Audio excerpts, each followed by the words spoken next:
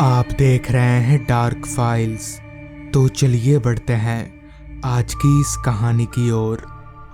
उस रात जब मुझे किसी जरूरी काम के चलते शहर जाना पड़ा तो मुझे पता नहीं था कि वापसी में इतनी रात हो जाएगी और ऊपर से इतनी तेज बारिश।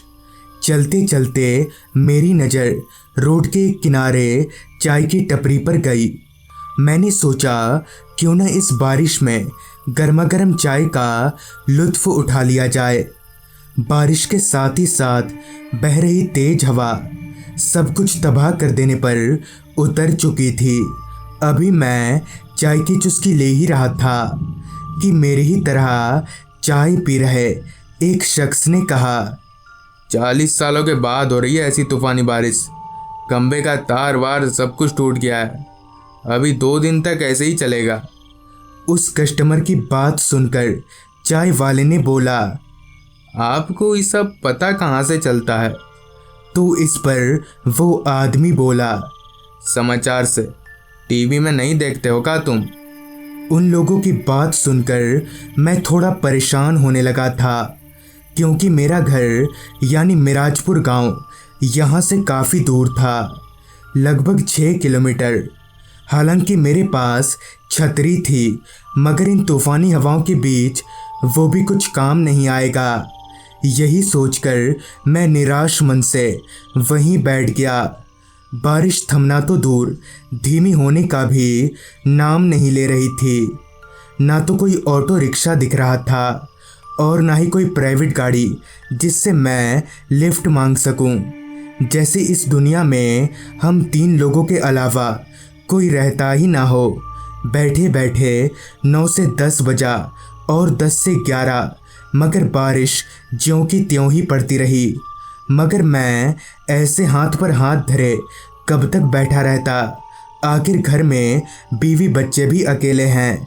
लिहाजा मैं अपनी जगह से उठा और छाता खोलकर अभी दुकान से निकल ही रहा था कि उस चाय वाले ने बोला, अरे साहब, कहाँ जा रहे हैं आप? देखिए, ऐसे मौसम में जाना ठीक नहीं है। मेरी दुकान रात भर खुली रहती है।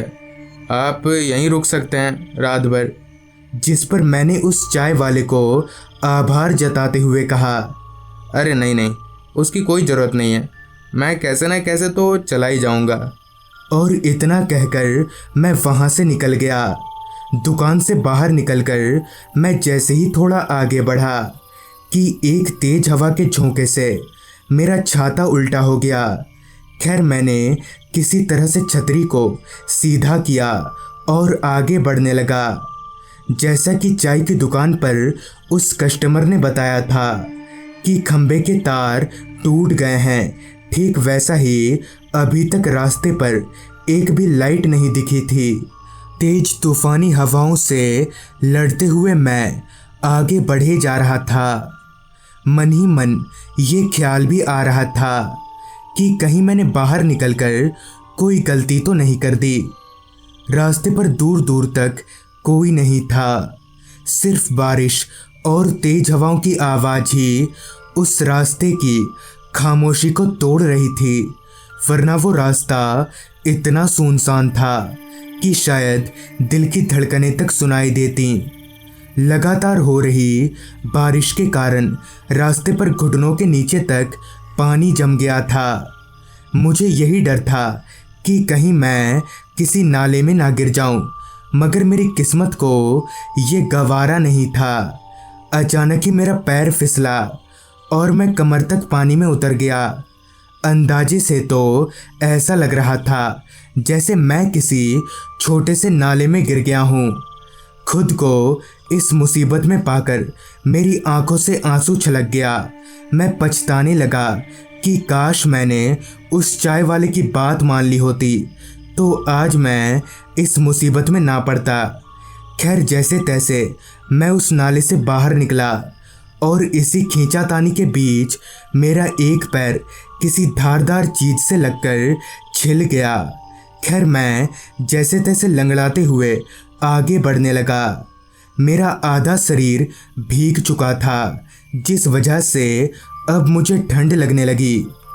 अब किसी मुसीबत में ना पड़ूं, भगवान से यही मनाकर अभी मैं थोड़ा आगे चला ही था कि मुझे रास्ते के एक किनारे थोड़ी ऊंची जगह पर एक बंद दुकान दिखी, जिसके बाहर का शेड काफ़ी बड़ा और निकला हुआ था। इसका मतलब कि मैं वहाँ रुक सकता हूँ। लिहाजा मैं लंगड़ाते हुए उस बंद दुकान तक पहुँचा और वहीं शेड के नीचे बने चबूतरे पर बैठ गया। एक तो मैं भींगा हुआ, ऊपर से तेज चल रही ठंडी हवा जले पर नमक का काम कर रही थी। खैर मैं उन भीगे कपड़ों में ही उस चबूतरे पर लेट गया। पहले बहुत देर तक तो मुझे नींद नहीं आई, मगर जब आई तो मैं कब सो गया कुछ याद नहीं। फिर जब मेरी नींद टूटने को हुई तो कोई मेरे कानों में गुदगुदी कर रहा था। तो पहले तो कुछ देर तक मैंने आँख खोलना ज़रूरी नहीं समझा, मगर जब मुझे ये एहसास हुआ कि अब मेरा सर चबूतरे पर नहीं बल्कि किसी के गोद में है, तो मैंने झट से अपनी आंखें खोली तो सामने का नज़ारा मेरे होश उड़ा गया, क्योंकि ठीक मेरे सर के ऊपर एक औरत का चेहरा था। उसकी शक्ल बेहद डरावनी थी। मैं एक झटके से उठा और वहाँ से रोड की ओर भागने लगा। अभी मैं रोड पर आया ही था कि तभी मुझ पर किसी गाड़ी की रोशनी पड़ी। मैंने उस रोशनी के ज़रिए की ओर मुड़कर देखा तो पाया कि एक ऑटो रिक्शा मेरी ओर ही चली आ रही है। उस रिक्शा को देखकर मेरी जान में जान आई। मैं ज़ोर ज़ोर से हाथ दिखाकर उस रिक्शा को रुकवाने लगा। फिर जब वो रिक्शा ठीक मेरे पास आकर रुकी तो मैं फट से उस रिक्शा में बैठ गया, जिस पर रिक्शा चला रहे ड्राइवर ने कहा, अरे अरे पर जाना कहाँ है, बताओ तब ना। जिस पर मैंने कहा, मिराजपुर गांव चलो, जल्दी जल्दी निकलो यहाँ से। मुझसे ये सुनकर रिक्शा वाले ने गाड़ी बढ़ाते हुए कहा, देखो भैया, मिराजपुर गांव का 150 रुपया लगेगा। जिस पर मैं बोला, सब चलेगा, बस तुम चलो। मैं बहुत डरा हुआ था। मेरे जहन में अभी भी उस औरत का ही चेहरा घूम रहा था। जहाँ कुछ देर पहले तक मैं ठंड से कांप रहा था, तो वहीं अब मेरा पसीना निकलना बंद ही नहीं हो रहा था। मुझे इस तरह घबराया हुआ देख ऑटो ड्राइवर ने पूछा, क्या बात है साहब, आप बहुत डरे हुए लग रहे हैं। इस पर मैंने उस ऑटो ड्राइवर को सब कुछ खुलकर बता दिया। मेरी पूरी बात सुनकर कुछ देर के लिए तो उस ऑटो वाले ने चुप्पी साध ली और फिर बोला, साहब वो औरत एक चुड़ैल थी। दरअसल आज से कुछ साल पहले वो औरत और उसका पति, जो कि एक ऑटो ड्राइवर था, वो लोग एक रात इसी रास्ते से अपनी ऑटो में बैठकर कहीं जा रहे थे, मगर तभी रास्ते में कुछ गुंडों ने मिलकर उनकी ऑटो रुकवा दी और उनसे मारपीट करके उन्हें लूट लिया। और यहाँ तक ही नहीं, बल्कि उस औरत के साथ गलत काम भी किया। फिर उन दोनों को जान से मारकर सामने पुल से नदी में फेंक दिया।